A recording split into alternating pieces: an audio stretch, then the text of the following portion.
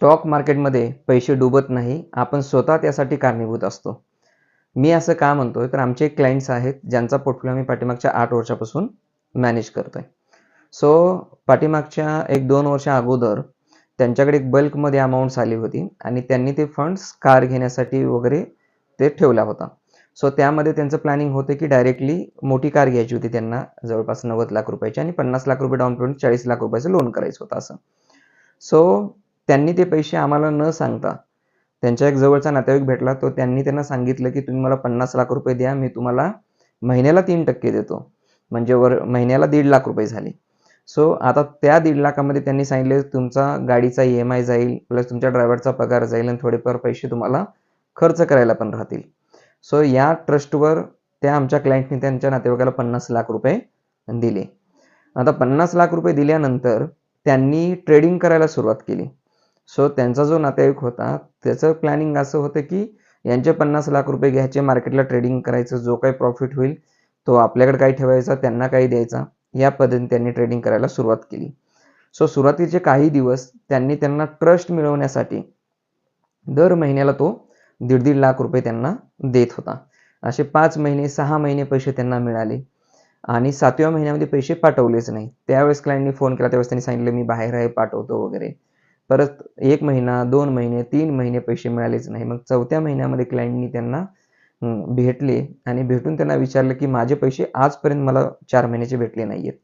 तर त्यावेळेस मित्रांनो त्यांनी सांगितलं, की "तुमचे पूर्ण पैसे माझ्याकडनं लॉस झालेत. मी ओव्हर ट्रेड केलेले आहेत." आणि त्यांचे पूर्ण 50 लाख रुपये बुडाले तिथे. सो क्लायंटचा मला फोन आला, की असं-असं झालेलं आहे. ते मला भेटायला आले आणि मग भेटल्यानंतर त्यांनी मला सर्व स्टोरी सांगितली. त्यावेळी मी त्यांना सांगितले, की "सर, काहीही करता येत नाही." त्यावेळेस त्यांनी विचारलं, की "स्टॉक मार्केटमध्ये अशा गोष्टी का होतात?" तर त्यावेळेस त्यांना मी सोप्या भाषेमध्ये सांगितलं, की "सर बघा, स्टॉक मार्केट ही जी गोष्ट आहे ना, जसं आपण एखाद्या मॉलमध्ये जातो आणि वेगवेगळ्या वस्तू घेतो, तसं स्टॉक मार्केटमध्ये तुम्हाला एका छताखाली मल्टिपल कंपनीमध्ये गुंतवणूक करता येते. गुंतवणूक अशी आहे, की जसा त्या कंपनीचा व्यवसाय वाढेल, टर्नओव्हर वाढेल, त्यांना प्रॉफिट सुरू झाला, तुम्हाला त्याप्रमाणे प्रॉफिट भेटायला सुरुवात होतो.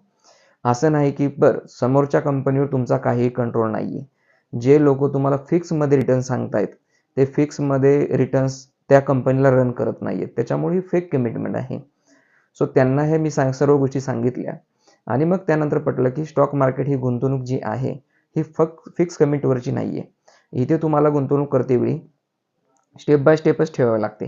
एवढेच पैसे ठेवावे लागतात मार्केट अप डाऊन झाल्यानंतर सुद्धा तुमची पर्सनल लाईफ आणि फॅमिली लाईफ डिस्टर्ब नाही झाली पाहिजे.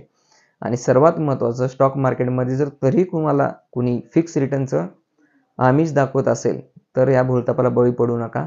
हे पैसे तुमचे डुबणार आहेत.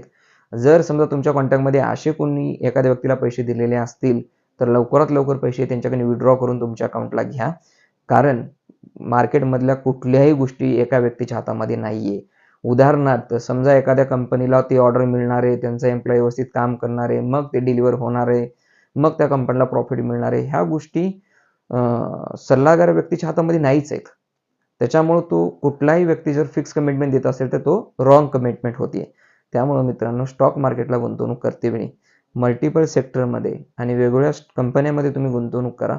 गुंतवणूक करतेवेळी लाँग टर्मच्या दृष्टीने गुंतवणूक करा. तुम्हाला रिटर्न चांगले मिळतील आणि जरी मार्केट डाऊन झालं तरी तुम्हाला तिथून विथड्रॉ व्हायची गरज नाहीये. मार्केटची पोझिशन अप डाऊन होत असते.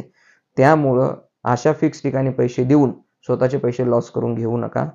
आणि हा जो व्हिडिओ आहे तुमच्या जवळच्या मित्रांना, नातेवाईकांना नक्की शेअर करा. कारण आज आम्हाला बरेचसे असे ऑनलाईन फोन येतात, की "सर, माझे 15 लाख, 20 लाख रुपये डुबलेत. मी काय करू शकतो का?" त्यामुळं या गोष्टीपासून तुमच्या जवळचे मित्र, नातेवाईक सावध होतील. आपण बरेचसे व्हिडिओ, रील शेअर करतो, पण ही एक व्हिडिओ तुमच्या नातेवाईकांसाठी महत्त्वाचा असेल, जेणेकरून त्यांचे आत्ताचे पैसे ते विथड्रॉ करून घेतील आणि भविष्यामध्ये अशा कुठल्या भूलथापाला बळी पडणार नाहीत. याबद्दल तुम्हाला काय वाटतं नक्की कमेंट्स करा आणि हा व्हिडिओ मॅक्झिमम लोकांपर्यंत शेअर करा. चॅनलला सबस्क्राईब करायला विसरू नका. धन्यवाद.